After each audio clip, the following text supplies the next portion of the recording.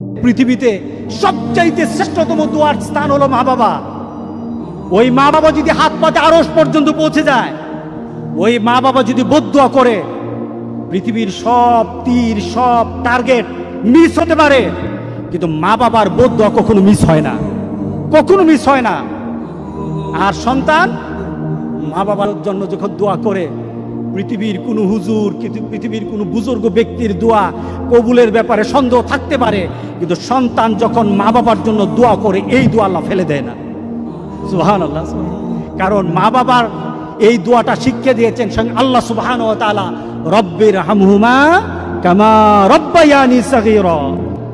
আপনি কবরে থাকবেন, আপনি প্রত্যেক নামাজে আপনার সন্তান দোয়া করবে আপনার জন্য, রব্বির হামহুমা কামা রব্বায়ানি সাগীরা। পড়েন, মা বাবার জন্য দোয়া করেন প্রতি নামাজে বলেন মা বাবার জন্য, রব্বির হামহুমা কামা রব্বায়ানি সাগীরা।